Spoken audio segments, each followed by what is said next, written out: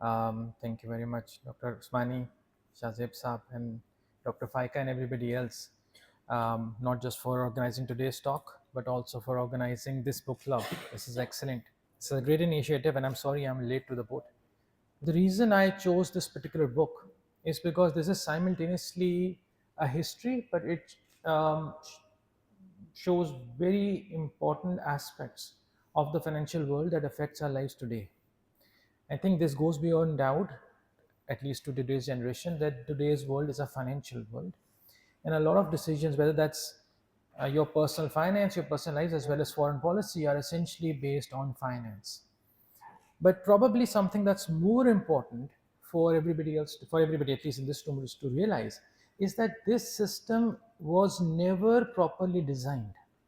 This is a purely ad hoc system that we are living in today, and basically happened because of choices and decisions made actually by a few individuals. So I'll start the exercise with a very simple example. Can you all please take out a currency note in your pockets? Any currency note. 10 रुपए 50 100 5000 whatever.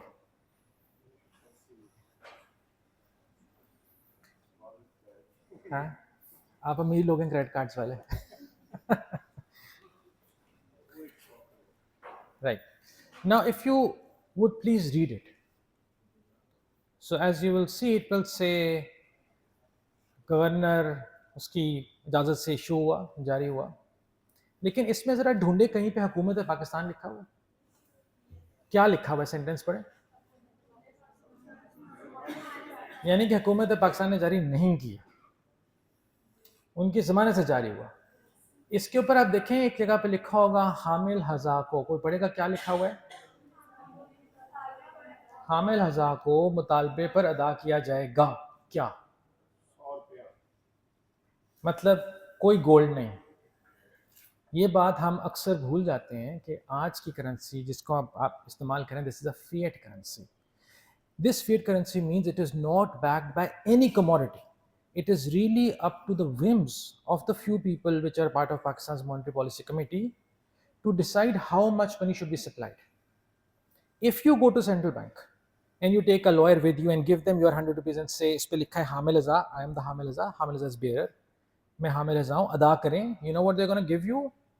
1 rupee coins. Because on 1 rupee coin it says Hukumat Pakistan. And that's it. No gold, nothing. So it is really to the whims of a few people sitting in Monetary Policy Committee to decide आपको कितने पैसे issue करने हैं. जिसका मतलब है पाकिस्तान रुपए या यूएस डॉलर की क्या वैल्यू है, ये कुछ लोगों की चॉइस है. ज़ाहिर है वो इकोनॉमिक फैक्टर्स की बेसिस पे करते हैं, चॉइस है. ये किताब आपको बताती है कि ये सिस्टम बना कैसे. और ये सिस्टम हमेशा से नहीं है. ह्यूमन हिस्ट्री जो नोन है, इट इज़ रफली 100,000 ईयर्स तकरीबन, आर्कियोलॉजिकल फाइंडिंग से. इसमें तकरीबन 11,000 साल हमें टोटल हुए ऑर्गेनाइज सिटी को बनाए हुए. फर्स्ट जो नोन सिटी है वो इजिप्ट में है, which is around 7,000 years ago. सिर्फ 95 साल पहले हम फिएट करेंसी में मूव हुए. 95 ईयर्स. इससे पहले करेंसी गोल्ड बैक्ड होती थी. ये मूव कैसे हुई? Fiat. Now we call it FIAT, the car brand. We now call it fiat currency, meaning it's a currency that's not backed by any commodity, nothing. Right? तो ये transition हो कैसे गई कि इतने सालों से gold silver commodity back currency जाती रही और फिर एक दफ़ा वो चेंज हो गई. तो ये बुक के इंतखाब की रीज़न ये है कि ये आपको 4 मेन करेक्टर्स, 4 बैंकर्स की लाइफ के अंदर लेके जाती है. It explains who they are and how their personal biases, for example wealth, for example health, for example their love for travelling affected their decisions that are affecting our lives to this day.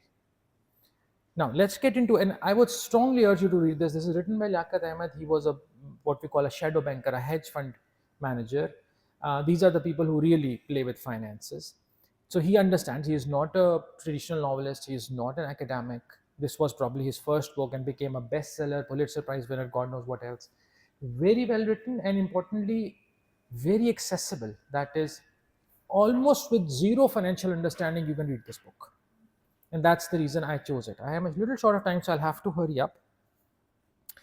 To understand the book, I have to take you to pre-First World War era. Again, for those people who haven't read much into history, First World War is probably more important than any war ever in the human history.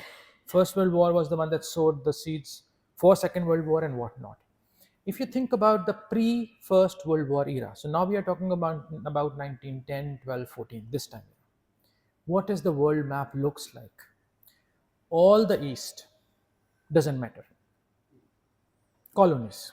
All of Africa doesn't matter. Colonies. All of South America doesn't matter. Although now we had independent countries in Mexico, Brazil, and so on, doesn't matter. So the world was really about Northwestern Europe and North America. That's it. And we are essentially talking about 5 powers here. 6 if you count Russia. You have UK, the Great Britain, which is at this point ruling almost the entire world, mainly based on colonialism project. You have France, that has colonies almost all over Africa. And then you have Russia. These are the 3 traditional, what we call 3 traditional empires with massive colonial setups. Just a slight digression. Those of you who do not understand the significance of colonialism, when the Great Britain took over India, this is 1852, subcontinent as Pakistan, India, Bangladesh were producing about 20% of world's GDP. When they left 1947, roughly 100 years later, this part was producing only 4% of world GDP. So it is not just that the colonial powers took wealth with them. It's not just the wealth. They systematically erased the institutions from this part of the world and converted them into progressive institutions in their part of the world, right? So you have UK and the Great Britain and the France who have these colonial setups. You have Russia, which is a large power, but does not have a large colonial setup. And then you have Germany and USA. Now, why do I differentiate these two? Germany, for probably a lot of you do not know this, was only created as a country in 1860s. But German nation was in existence for a long time, and they were known for their extraordinary ability to produce things. So by the turn of century, Germany wanted a piece of the global colonial space. That was the problem. And therefore, the war, the First World War, was really a war of evils. There was no hero there. They were all evil powers who were basically fighting over these colonial areas. Let us get something out of this. And now Germany wanted a piece of that pie. This was the setup. The other thing that you need to understand pre-World War I is that this is still a time where you have gold standard. I've already told you what gold standard is. That is the amount of currency that is printed by a country is strictly linked to the amount of its gold holding. इस तरह समझ लें कि अगर आपका 1 तोला सोना है और आपने फैसला किया हुआ है कि 1 तोला सोना 100 रुपए के बराबर होगा, अगर कहीं से आपका 1 और तोला सोना आ गया तो आपने 100 रुपए और प्रिंट करने हैं, ये जरूरी है। और अगर ये 1 तोले में से आधा तोला सोना चला गया तो आपने मार्केट से 50 रुपए उठा के फाड़ के फेंक दिया। This is what we mean by gold standard, a commodity standard. दूसरी बात, ये ज़माना है प्रूडेंट गवर्नमेंट पॉलिसी का, यानी कि जो जितनी भी आपकी फिस्कल पॉलिसी है, जितनी भी आपकी गवर्नमेंट्स हैं, उनका प्राइमरीली काम क्या है कि उन्होंने बैलेंस बजट चलाना है, कम खर्चा, मतलब ये हुआ कम खर्चा, ये सेटअप है। अब फाइनेंस जो है वो इंडिपेंडेंटली एक चीज़ बन रही है, लेकिन लोगों को उसकी समझ नहीं आ रही। इंटरेस्टिंग, मैं आपको बताता हूँ, 1912, this is just 2 years before the first world war, 1912 में एक यूके पार्लियामेंट की कमेटी मीटिंग थी। उसके अंदर लॉयड्स बैंक वालों ने बताया कि हमने जर्मन शिप्स को इंश्योर किया हुआ है। तो एक पार्लियामेंटेरियन ने पूछा, इसका मतलब अगर जंग होती है और हम उनके जर्मन शिप को डुबो देते हैं तो क्या होगा? उसने कहा, हम ब्रिटिशर्स उनको पैसे देंगे, सिर्फ शिप डुबोने की नहीं, बल्कि शिप के ऊपर जो टनेज है, जो सामान है, हम उसकी भी इंश्योरेंस मनी पे कर होंगे डायरेक्टली काइजर को। और the parliament was stunned, this became like a big rumour कि अच्छा ये भी हो सकता है। And so lost Lord Astor, उसने कहा ये पॉसिबल ही नहीं कि अब वर्ल्ड वॉर हो, वर्ल्ड वॉर छोड़ो, ये पॉसिबल नहीं कि यूरोपियन मुल्क आपस में लड़ पड़े, इतने ज्यादा इंटरलिंक्ड है फाइनेंशियली और गवर्नमेंट्स को कोई समझ ही नहीं है। 2 साल के बाद फर्स्ट वर्ल्ड वॉर स्टार्ट हो गई। एक तीसरा एस्पेक्ट जो आपको समझना जरूरी है, आज जब मैं सेंट्रल बैंक की बात करता हूँ, भी आपने करेंसी नोट निकाला तो आपने कहा state bank of Pakistan, bank दौलत पाकिस्तान उर्दू में, ठीक है, और हम अज्यूम करते हैं कि हर मुल्क में स्टेट बैंक है, पर ऐसा नहीं होता था पहले। ये जो बैंकिंग सिस्टम है, ये दुनिया के अक्सर इलाकों में बैंकिंग को एक घटिया एक्टिविटी समझा जाता था 15वीं सदी तक। उसकी वजह ये कि सिर्फ इस्लाम में सूद की ममानियत नहीं है, यहूदियों में और क्रिश्चियन में भी यूजरी की ममानियत है। फ़र्क क्या है, वहाँ पे लिखे अपने भाई से नहीं लेनी। तो होता ये था कि यहूदी क्रिश्चियंस को पैसे देते थे, क्रिश्चियन यहूदी को देते थे। और ये जो इंडस्ट्री थी, ये आमतौर से हमारे गांव में सेम नाला होता है ना, गंदा नाला, उसके साइड पे टेबलें लगा के होती थी, hence the word bank. It was bank of a river, और जहाँ छोटे गांव थे वहाँ बैंक ऑफ अ सेम नाला, समझ लें आप, ठीक है। And hence it was. तो 14वीं 13वीं 14वीं सदी के अंदर ये काम यहूदी इसलिए करते थे क्योंकि क्रिश्चियन कहते थे बहुत घटिया काम है। ये वॉल्व होता रहा। इसके अंदर कभी गवर्नमेंट ने बैंकिंग सिस्टम डायरेक्टली नहीं आया, और फर्स्ट वर्ल्ड वॉर तक आप, you will be surprised to find out, USA 1776 के अंदर उन्होंने डिक्लेरेशन ऑफ इंडिपेंडेंस दी। 1790 के अंदर they had the first president. 2 bar attempt हुए सेंट्रल बैंक बनने की, फेल्ड। इस वक्त जो यूएसए का सेंट्रल बैंक को federal reserve bank of USA कहते हैं, this was created in 1914।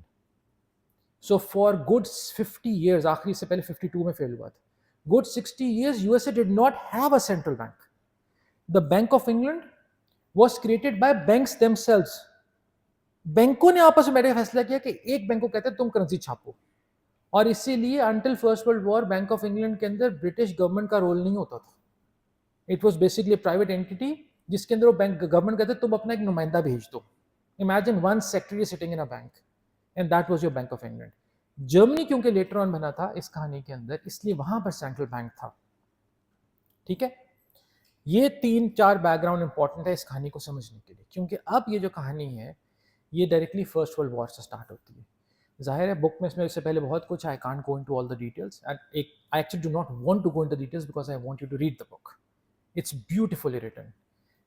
But again 4 main लोग हैं कहानी के अंदर। एक, Norman Montague, he is a traditional baron, which means एक बैंकिंग फैमिली का सपूत है, ज़िंदगी में इधर उधर करता है, गोल्फ खेलता है, ट्रैवल करता है, ये उसके शौक हैं। वो because he is son of a baron, he becomes a baron, ultimately becomes head of a bank, and then becomes head of a central bank. और याद रखें, मैंने इसीलिए पहले कहा गवर्नमेंट रोल नहीं है, सेंट्रल बैंक का हेड होना कोई बड़ी बात नहीं है। इन 4 में से 2 ऐसे लोग हैं जिन्होंने सेंट्रल बैंक छोड़ने के बाद एक प्राइवेट बैंक का हेड बनने को प्रेफरेंस दी, कोई खास उनके लिए सिग्निफिकेंस नहीं थी। दूसरा है बेंजामिन स्ट्रॉन्ग, पियरपोर्ट मोर्गन, जो कि आज भी मोर्गन फैमिली, जिनको अमेरिका का पता है, मोर्गन स्टैनली, ये वो बैंक्स हैं, उसकी बड़ी फैमिली थी। उन्होंने अपने एक प्राइवेट, इससे भी छोटे हॉल में बैठ के विस्की और सिगार के साथ बैंकर्स को इकट्ठा करके कहा यार अब ज़रूरत है एक सेंट्रल बैंक बना ही लेते हैं। बना लिया। किसको हेड लगाएं? उन सब ने कहा हम तो ही लगते। अच्छा अपने छोटों का बताओ, पाकिस्तान में तो छोटा कौन है, ये मेरा क्लोज है, उसको बताओ। उनमें से एक छोटे ने कहा कि मेरे पास एक छोटा है लायक बनता है, बेंजामिन स्ट्रॉन्ग। उन्होंने कहा चलो इसको बना देते। That is how the head of the Central Reserve Bank of USA was created and was headed by Benjamin Strong. France के अंदर we have this person called Emily Moriot. ये वर्ल्ड वॉर 1 के अंदर नहीं था, लेकिन later on important decision making में शामिल हुआ। ये साहब करियर बैंकर थे, ब्यूरोक्रेट थे, मिनिस्ट्री ऑफ फाइनेंस में काम किया था, लेकिन इनको उन्होंने बैंक अल्जीरिया का डीजी बना दिया। बैंक अल्जीरिया फ्रेंच, आपको पता है फ्रेंच कॉलोनीज थी अफ्रीका में। सो आज के दिन जिसको हम ट्यूनीशिया कहते हैं, ट्यूनिस, उस वक्त के ग्रेटर अल्जेरी उसको रीजन कहते थे, उसका हिस्सा था, और ये उसके बैंक के हेड थे। यानी कि इनके पास इंपॉर्टेंट पोजीशन थी, लेकिन उनका दिल था कि मैं मेनलैंड फ्रांस यानी कि पेरिस में जाकर दोबारा कुछ करूं, और इनको उन्होंने वहाँ रखा हुआ था। इनकी किस्मत अच्छी, जो बाद में स्टोरी में आता है कि 1924 में एक रिवोल्ट हुआ, नो कॉन्फिडेंस मोशन हुआ, गवर्नमेंट चेंज हुई, उसके नतीजे में फिर ये बैंक के हेड लग गए। और चौथे, हामलर शार्टट, ये एक करियर डिप्लोमेट हैं, फाइनेंस की अंडरस्टैंडिंग बहुत ज़्यादा है, और ये जर्मनी के बैंक के हेड हैं। ये 4 लोग हैं जिनकी गिर कहानी घूमती है। अब मैं कहानी को ज़रा समराइज़ करता हूँ, कोशिश मेरी ये होगी कि आपका कुछ इंटरेस्ट भी डेवलप हो, लेकिन मैं आपको सारी कहानी ना बताऊँ, ठीक है, ताकि आप टॉम क्रूज की मैवरिक दोबारा जाके देखें। All right. So story goes something like this. First World War starts. Germany is under the impression that we are going to win this war. And so what they do is, we remember German central bank is under indirect control of the government. So what they do is that in order to finance the war, they ask the bank to print money. So they are printing money, and their understanding is we are going to win the war, and then we are going to ask the losers in that time, England and France, to pay for the war. That is, the war happened because of you. वो जो कहानी है Duke shook वगैरह, ये उसको side करता है. The author doesn't agree with this. वो कहता है रीजन कुछ और थी जंग होने की. इंग्लैंड और फ्रांस जंग में पड़ जाते हैं, अपने शौक से पड़ते हैं, जबरदस्ती नहीं. And they start borrowing money in large quantities. So just to give you an idea, for instance, Britishers borrowed something like, or spent something like $53 billion on the war effort. 53. And out of this, about 20% was financed by their local taxes. In comparison, the French spent about $30 billion, and only about 5% was financed through taxes. Right? USA entered much later in the war. Germany spent about 40 something billion dollars for the war effort. Now what's happening? War has started. You want to build tanks, military, artillery. You have to finance the soldiers. You have to pay for the food. You have to pay for the clothing. पैसे कहाँ से हैं? आप तो gold standard के ऊपर हैं. If you do not have enough gold, you cannot print money.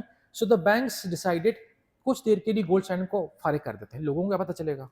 War हो रही है ना, nobody is going to talk about it. उन्होंने गोल्ड स्टैंडर्ड को साइड पर रखते हैं, print money. Now everybody is printing money, reasons different हैं. ठीक है. अब क्या होता है कि initially Germany looks like it's going to win. So the British and the French are not genuinely threatened that what if Germany comes in and takes away our gold. So what do? They physically ship their gold to USA. Those of you who have gone to New York or ever traveled to New York, do visit the Wall Street. So on Wall Street there is a central bank, और उसकी basement में 5 मंजिले नीचे एक vault है जो कि air water हर चीज़ tight है, और ये सारा का सारा अपना गोल्ड या ज़्यादातर गोल्ड उठा के अमेरिका भेज देते हैं सेफ कीपिंग के लिए. अब अमेरिका में एक नया मसला हो गया. रिमेंबर गोल्ड स्टैंडर्ड है. गोल्ड स्टैंडर्ड का मतलब जितना गोल्ड उतने डॉलर. उनके गोल्ड रिजर्व्स डबल हो जाते हैं. नंबर 1, उनको डबल डॉलर प्रिंट करना एक सेल्फ एक मुसीबत. नंबर 2, वो कहते हैं जब ये गोल्ड वापस जाएगा तो ये डॉलर मार्केट से उठाएंगे कैसे? 2-4-5% समझ आती है, डबल कैसे उठाएंगे? So you know what they did, वो कहते हैं हम भी गोल्ड स्टैंडर्ड ऑफ है. अभी तक यूएसए मार्केट में नहीं है. तो सारी बड़ी इकोनॉमीज अपने आप को गोल्ड स्टैंडर्ड से हटा लेती हैं वॉलंटरली. ठीक है. जंग हो रही है. ये बैंकर्स याद रखें, ये डिसीजंस गवर्नमेंट्स नहीं कर रहे हैं, जो मैं समझाने की कोशिश कर रहा हूँ. ये पार्लियामेंट डिसीजन नहीं कर रही. ये कुछ लोग अपने ड्राइंग रूम्स में कुछ और लोगों के साथ बैठ के सिगार और विस्की पे डिस्कशन करके डिसीजंस हो रहे हैं. वॉर चलती है, वॉर ख़त्म हो जाती है. वॉर ख़त्म होती है तो militarily Germany did not lose. Russia surrendered in first world war. Militarily, actually, Germany did not lose, but they lost on the economic front. They did not have enough resources to keep the war effort afloat. So they go to the allies. Now allies is everybody else. अब America तो कूद पड़ा. America बड़ा समझदार है, आखिर में आता है. So वो कूद पड़ा कहानी के अंदर. उनके अपनी कोई नुकसान नहीं है, but they are part of the allies. So they go to the allies and they say कि हमें डील दे दो, but give us a good deal, क्योंकि मिलिटरी तो हम जीत रहे हैं. एलाइज से नहीं भाई, तुम तो अपनी मिलिट्री को सस्टेन ही नहीं कर सकते, so you are not winning. और वो उन पे इतनी स्ट्रिक्ट रिस्ट्रिक्शंस लगाते हैं जर्मनी के ऊपर कि that is actually where second world war के सीड्स क्रिएट हो गए. सो कर दिए उसमें मुख्तलिफ रिस्ट्रिक्शंस में काट पीट दिया, सब कुछ कर दिया. Ottoman empire is the actual loser of the first world war, क्योंकि वो उससे पहले यूरोप की एम्पायर थी, डाइंग एम्पायर, लेकिन एक एम्पायर जो कि उसके आपको पता है कैसे टोटे टोटे कर दिए गए. जर्मनी के ऊपर जो रिस्ट्रिक्शंस लगती हैं उसमें से एक रिस्ट्रिक्शन ये है कि आप फ्रांस, यूके, इटली, याद रखें फर्स्ट वर्ल्ड वॉर में इवन जापान एलाइज का हिस्सा थे, एंड यूएसए, आप इन सब की वॉर एफर्ट की पेमेंट करेंगे. यू आर गोइंग टू पे for the war effort. Now Germany, remember, lost the war because they already were down economically. They did not have enough money. अब क्या करें? सो एक पार्टी बनती है, उसका नाम है रेपरेशंस कमीशन. इस रेपरेशंस कमीशन के अंदर जर्मन्स भी हैं, फ्रेंच भी हैं, अमेरिकन्स भी हैं, यूके ब्रिटिश भी हैं, और ये सारे बैठते हैं और ये काफ़ी देर कहानी इनकी चलती रहती है, निगोशिएशंस मुख्तलिफ तरह की. इसके अंदर कई और इंटरेस्टिंग करेक्टर सामने आते हैं. मसन, आपने नाम सुना है, Churchill. Churchill famous actual reparation commission की वजह से हुआ था, क्योंकि he was leading the British delegation to the reparation commissions. Keynes का आपने नाम सुना होगा. He was a very famous economist later on. Keynes भी actually British Reparation Commission का हिस्सा था, और Keynes ने वापस आके जो अपने लिखे थे उसके अंदर he said some very interesting things. मसलन I'll read one thing. So Keynes wrote, a dollar standard was set up on the pedestal of the golden calf. The golden calf here means the gold. For the past 2 years, the US has pretended to maintain a gold standard. In fact, it has established a dollar standard. So after the Second World War, now German economy is going down. They started printing money like crazy. पैसे वापस करने क्या करें, पैसे तो है नहीं.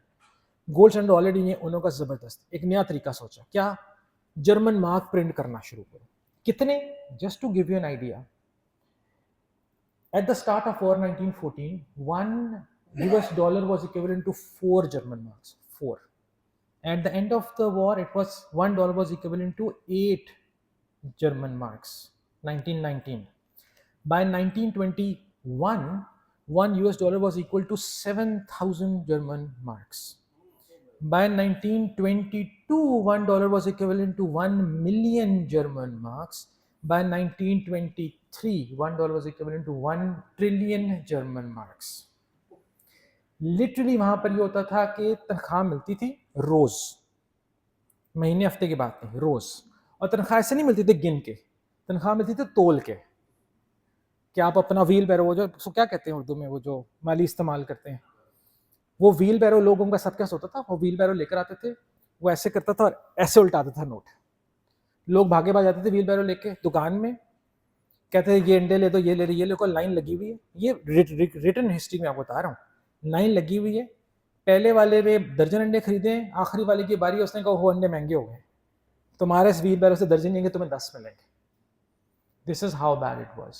This is the only incident of hyper inflation recorded ever in the history of the world. अब मसला क्या, गोल्ड स्टैंडर्ड का क्या करें? एक तरफ हमारे पास ब्रिटिश और फ्रेंच सेंट्रल बैंकर्स हैं, एमिली मॉरियू और नॉर्मन मॉन्टैग्यू. ये दोनों लोग हैं, अगर आप टिपिकल एलिटिस्ट यूरोपियन को सोच सकते हैं, वो लोग स्टिफ कॉलर्स, सीधे खड़े होना, लोगों को अपने से इन्फीरियर समझना. तो ये दोनों कहते थे, और ख़ास तौर पर Norman Montague, because remember he is a baron himself, वो कहता है ब्रिटिश एम्पायर को कौन बीट कर सकता है. सो ब्रिटिश पाउंड की वैल्यू है क्वीन का वर्ड. जब ब्रिटिश पाउंड हमने कह दिया कि ये इतने गोल्ड के बराबर है, तो बस ये इतने गोल्ड के बराबर है, end of discussion. We have to go back to gold standard. We have to go back to gold standard, and he did in 1928. British economy collapsed by 12%. A lot of people say कि उसके बाद कभी British economy इतनी बुरी तरीके से collapse नहीं हुई. The US resisted, the French resisted, Germany of course could not do it. अब इसके बीच में और बहुत सारी इंटरेस्टिंग कहानी है जो बाजार में उस पर नहीं जा सकता. Just to give an idea, मसलन फ्रेंच ने इस टाइम में ज़्यादा एक्सपोर्ट किया, उनका 700 मिलियन ब्रिटिश पाउंड हो गए. अब आपको पता है फ्रेंच और इंग्लैंड की ऐसे ही एक कुत्ते का वैर है जैसे पाकिस्तान इंडिया का. तो फ्रेंच डिसाइडेड किस तरह करते हैं कि इंग्लैंड को कहते हैं हमें गोल्ड दो, 700 मिलियन पाउंड है, गोल्ड दो. अब वो गोल्ड किस तरह, तो ऑलरेडी गोल्ड स्टैंडर्ड पे जा चुके हैं.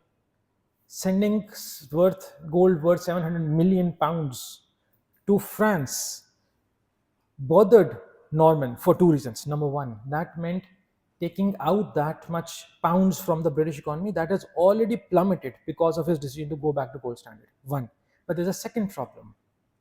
The political problem, when the press will find out that this much gold is going from UK, the UK, to the opponents France, you can imagine what will happen. आप सोचें कि आज पता चले कि पाकिस्तान ने 10 टन सोना इंडिया को दे दिए, हाफिज साहब का क्या बनेगा? Right, I hope this is not recorded. So at this juncture, the Great Depression happens in US. And the Great Depression is the single largest loss of value in economic history over the past 200 years, even more than the two world wars.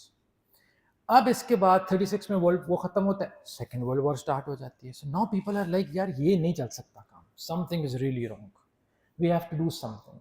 सो 1945 के अंदर new Hampshire एक जगह, एक state है Boston से करीब, वहाँ पर एक रिजॉर्ट आज भी है, आप जाएं, it's a beautiful resort by the way, जिसका नाम है ब्रेटन वुड्स.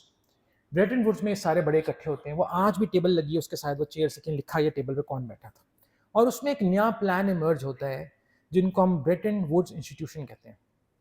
उस प्लान के ओरिजिनल ऑथर यूके साइड से केन्स हैं, वही केन्स जो रेपरेशन में इनको गालियां देता कि ना करो, और ब्रिटिश साइड, अमेरिकन साइड से वाइट है जो कि उनका सेक्रेटरी ट्रेजरी का था, समझने फाइनेंस मिनिस्टर.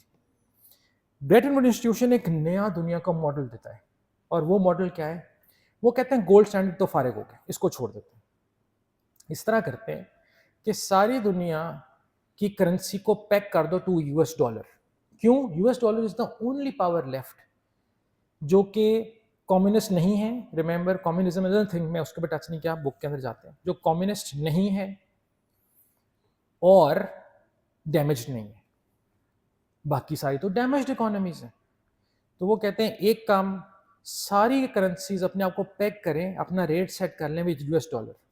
यूएस डॉलर अपना रेट सेट करेगा विद गोल्ड, तो इनडायरेक्टली गोल्ड स्टैंडर्ड होगा. लेकिन इसमें फर्क ये है कि गवर्नमेंट जब चाहे तो अपना रेट रीएडजस्ट कर ले. मतलब पाकिस्तान के हमारा 4 रुपए का 1 डॉलर है, कल को के 6 का कर दो. तो पहली बार मॉनेटरी पॉलिसी के लिए स्पेस क्रिएट हुई, यानी कि अब central bank as a policy tool interest rate को, मनी सप्लाई को इस्तेमाल कर सकते हैं. दूसरा मसला, यूरोप तबाह बर्बाद हुआ है. वो कहते हैं इसका क्या करें, तो दे क्रिएट अ बैंक जिसका नाम है international bank for reconstruction and development, IBRD. ये बैंक आज भी एग्जिस्ट करता है. किस नाम से? World bank. This bank was not created for the world, it was created to rebuild European infrastructure. That was the single most important agenda. अब इस बैंक को फाइनेंस कैसे करना है? तो कहते हैं इस तरह करते हैं, जितने मुल्क हैं पैसे डालो, जिसके जितने पैसे उसके उतने वोट. एक मुल्क एक वोट नहीं, ये यूएन नहीं है. जिसने जितने पैसे दिए उतने वोट. ठीक है. एक दूसरा इंस्टीट्यूशन बनाते हैं, उसका नाम है इंटरनेशनल मॉनेटरी फंड, दी IMF. और वो कहते हैं IMF किस तरह चलेगा? अगेन, जितने पैसे उतने वोट. IMF का काम है लॉन्ग टर्म डेवलपमेंट नहीं, IMF का काम है short term external bordering problem solve करने का. किसका था short term external bordering problem? Germany का, दुनिया का नहीं. तीसरा WTO था जो नहीं बना. अब मैं यहाँ पर बुक को रोक रहा हूँ, मैं थोड़ा सा आगे चलता हूँ because I am really out of time, I have to be somewhere else. 1972 में USA वॉलंटरली और इंडिपेंडेंटली डॉलर का गोल्ड से कनेक्शन काट देता. इसलिए आज आपकी सब करेंसीज फिएट है, क्योंकि वो मुल्क जिन्होंने अपनी करेंसी को US का पेग रखा भी है, मसलन सऊदी रियाल, वो आगे जब US ही गोल्ड के साथ पेग नहीं है तो आपकी करेंसी तो हो गई फिएट. ठीक है. इसकी बहुत स्ट्रॉन्ग सिवियर इंप्लीकेशंस है. फॉर इंस्टेंस, कभी भी दुनिया की कोई करेंसी पिछले 100 सालों के अंदर एप्रिशिएट हुई ही नहीं. आपके पास जितने पैसे घर में बस्ते के नीचे तिजोरी में आपके वॉलेट पड़े हैं, they are losing money continuously.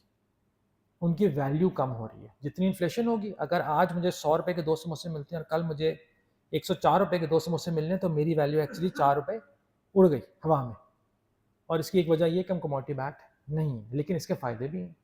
इसके फ़ायदे ये हैं कि अब आपके पास मॉनेटरी पॉलिसी है, और वो मॉनेटरी पॉलिसी आप सक्सेसफुली इस्तेमाल कर सकते हैं और करते हैं इकोनॉमी को जंप स्टार्ट करने के लिए या इकोनॉमी को कंट्रोल करने के लिए, जैसे पाकिस्तान में इन्फ्लेशन के लिए रिसेंटली हो रहा है. एक दूसरा बड़ा इंपॉर्टेंट इम्पैक्ट इसका है, और वो है ये जो बैंक्स वगैरह बने हैं.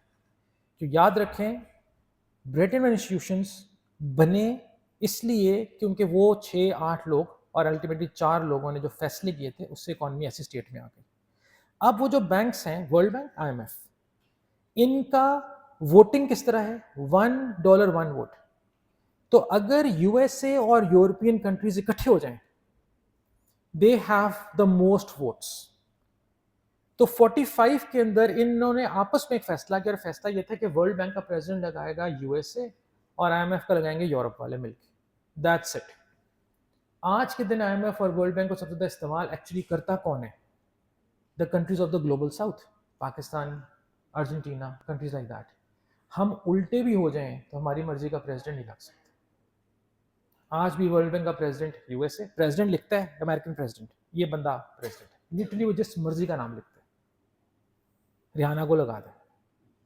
और यूरोपियन वाले लिखते हैं फलाना आईएमएफ का हेड, जिस मर्जी को लगा दें, Cristiano Ronaldo can be the next head of IMF. Interesting बात यह है कि इतना कुछ होने के बावजूद आज भी finance and the main financial decisions are made by people in a room that is unknown to the public. Thank you so much.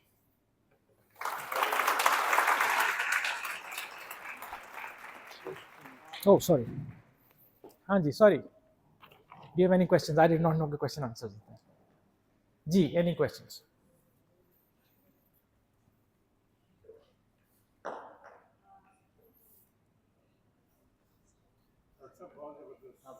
Thank you, sir. I hope कि इसके ऐसे लोग पढ़ें। इसीलिए हम लेके आपकी बात है कि पढ़नी है। जी, एग्जैक्टली। मैंने बहुत सारी स्टोरी नहीं बताई इसीलिए। Amazing, Professor. Your way to communicate is amazing. Thank you. The recent Nobel Prize in the Science of Economics was awarded to Darren Akimoglu, James Robinson, and Professor Simon Johnson on the doing research in the inequality, breeding inequality in the world. So they said good institutions cause prosperity and bad institutions cause poverty. But they didn't say it is a narrow and Eurocentric idea. They didn't take into account the role of IFTs, Bretton Woods institutions, IMF, in breeding inequality. For example, after the press conference, Darren Akimoglu was saying, I'm not saying that colonization is good or bad, but I can say it's like the foundations of bad institutions. What do you think about the role of IFTs? For example, in supporting the claim, I can quote statistics. If third world receives 1 rupees in term of aid from the first world, and then our third world gives back 34 rupees in the form of interest. So what do you think? Thank you so much for the question. Number one, this is not related to the book, but it's generally related to the idea that I would love to answer. The 3 people are not awarded Nobel Award because of their work for inequality. They are much better people, much more influential authors. They are awarded prize for their work in institutions. Right? They are the ones who really brought this idea to begin with in the economics field, that institutions are ultimately something that is important, something that needs to be considered, and something that can affect economic well-being of a country. There is severe criticism to this idea within the economic discipline. Not to that institutions are not important, but the way they talk about institutions. For example, one of the founding fathers of institutionalism is this person named Coase. And Coase defined institution not just as a bank or as an organization. He defined institutions as anything that restricts your policy space, your choice. So these 3 gentlemen define institutions very differently. Now, on one end, I can argue and be a devil's advocate here and say, well, you know what? They made a contribution that is important, that is studying institutions, right? But the way they perceive institutions and the way they define and then use it to explain economy, it's challenged even within the economic sphere. You should know that the number one, the Nobel Award in economics is actually not an original award. It's a Central Bank of Sweden Nobel Award in economics, right? Number two, this is the institution of Nobel Award is again a highly politicized institution. There are, I think, only 6 Nobel Awards in economics that have ever been given to people outside a certain network. This is now actually a published paper that builds that network, and only like 4 or 6 are given outside that network. So saying that somebody got a Nobel Award does mean that this person did a significant kind of work 20, 30 years ago, that has proven to have taken track in the field, but that does not mean in any way that this person is a super economist or something. Other questions? बहुत शुक्रिया sir. मेरा नाम हसनैन अली है। आपकी discussion बहुत अच्छी रही, हमारे लिए बहुत इंफॉर्मेटिव है। सर आपने जैसे बात की IMF और वर्ल्ड बैंक की थोड़ी सी कॉन्स्पिरेसी के, जैसे IMF और वर्ल्ड बैंक को प्रेसिडेंट को US और सर एक बुक जो मैंने रीड की, world conquest through the world government, क्या हम दुनिया की गवर्नमेंट से दुनिया को फतह करेंगे, वो एक सियोनी ज़ायनिस्ट की थी। इसमें वो लिखते हैं, ये कोई 50s की बात है, इसमें वो कह रहे थे कि now the time has to come कि जब हम दुनिया को अपने इकोनॉमी ग्रैब करके उस पर रूल करेंगे। तो वो सिस्टम कैपिटलिस्ट का वो कंटिन्यू है और बल्कि हावी हो चुका है। तो मेरा थोड़ा एक रिक्वेस्ट थी कि आपने काफ़ी प्रॉब्लम इशू को हाईलाइट किया, थोड़ा इसको सोल्यूशन की जानब अगर आप नजर करें। Thank you. देखें, ये तो मुझे पूरा लेक्चर देना पड़ेगा। सोशलिज्म मैंने जान के इसके अंदर उसको थोड़ा सा इग्नोर किया because the author of the book also ignores the problem, but remember socialism was rampant in starting in 1850s, और फर्स्ट वर्ल्ड वॉर के एंड की एक रीज़न ये थी कि रशिया में कम्युनिस्ट रेवोल्यूशन आ गया, जर्मनी में Berlin was taken over by the communist, France में प्रॉब्लम चल रहा था, इनफैक्ट 1924 में सोशलिस्ट गवर्नमेंट टुक ओवर। तो ये मसला एक है। जो अभी तक हमने बातें की हैं, मसलन US प्रेसिडेंट वर्ल्ड बैंक लगाता है, इसमें से कोई कंस्पिरेसी नहीं है, ये बिल्कुल वेल अंडरस्टूड चीज़ है। यार आपको एक एग्जांपल दूं तो एक साहब हैं होजे ओकाम्पो, वो उनका सिर्फ मसला ये है कि वो बॉर्न अमेरिकन नहीं है, ठीक है, he is originally from Brazil, लेकिन वो अमेरिका में पढ़े हैं, हार्वर्ड में फुल प्रोफेसर है, one of the most well renowned economist, most respected economist. 2008 का जब फाइनेंशियल क्राइसिस आया तो ग्लोबल साउथ जिसमें पाकिस्तान इंडिया सब शामिल थे, इन्होंने कहा कि यार देखिए, अगर आप इतने सियाने होते तो ये वर्ल्ड फाइनेंशियल क्राइसिस तो ना आता, ये तो स्टार्ट हुआ अमेरिकन हाउसिंग बबल की वजह से, ठीक है। और 2003 के अंदर अमेरिकन इकोनॉमिक एसोसिएशन के प्रेसिडेंट ने लूकस ने कहा था कि we are over crisis world, 4 साल का क्राइसिस आ गया 5 साल बाद। तो इस तरह से करें, आप ही के मुल्क में साहब रहते हैं, आपकी नेशनलिटी ले चुके हैं, आपकी टॉप यूनिवर्सिटी में फुल प्रोफेसर हैं इकोनॉमिक्स के, होजे कामो, आप इनको वर्ल्ड बैंक का प्रेसिडेंट लगा दें, at least he understands us, simply because some part of his research is about developing countries. आपको पता है US प्रेसिडेंट ने किसको लगाया था? अंदाजा है? ही वॉज अ फिजिशियन, मैं भूल गया, जो कि बाद में एडमिनिस्ट्रेशन उसके अंदर आए थे, eventually was working with the government. और किसने लगाया था? जिनको हम बड़े खुश हुए थे, जिनका मिडिल नेम हुसैन था, ठीक है। तो हम समझते थे ग्लोबल आउटबॉल पर है। तो जो मैंने बात की इनमें से कोई कंस्पिरेसी नहीं है, जो आप जिस बुक की रेफर करें वो ज़रूर कंस्पिरेसी है, क्योंकि वो कोई भी थियोरेटिकल या साइंटिफिक उसकी बेसिस के ऊपर नहीं लिखी गई, वो आइडियाज़ हैं। मैं नहीं कहता वो आइडियाज़ गलत हैं, लेकिन अगर मैं आपके सवाल को उल्टा कर दूं और मैं आपसे ये पूछूं कि यहूदियों में क्या कमाल है कि वो कैपिटलिज्म को इस्तेमाल कर रहे हैं, ये क्रिश्चियंस या मुस्लिम्स या एथियस्ट या एगनिस्ट एंटागनिस्ट ये क्यों नहीं कर सकते? क्योंकि हम लोगों के इस रीजन में, खासतौर पाकिस्तान की बात कर रहा हूँ, हमने एक चीज़ बिल्ड कर ली है, एंटी यहूदी। तो हमें लगता है सारे यहूदी एक जैसे हैं, बिल्कुल जैसे उनको लगता है कि हम सब फटने को तैयार हैं, ठीक है ना। आप फटने को तैयार तो नहीं है ना, तो सारे यहूदी भी एक जैसे नहीं है, उनमें से बहुत सारे लोग हैं। हाँ, जो माइनॉरिटी होती है उसकी आपस में बॉन्डिंग स्ट्रांग होती है, हमारे भी है।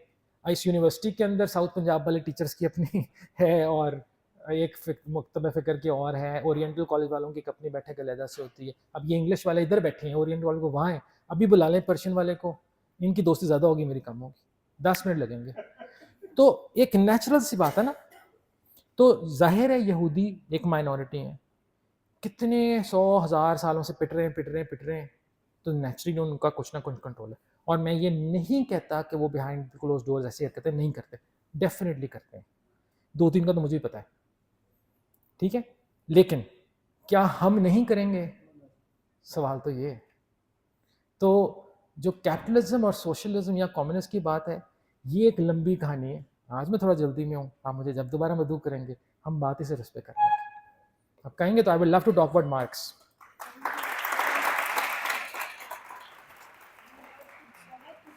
Thank you.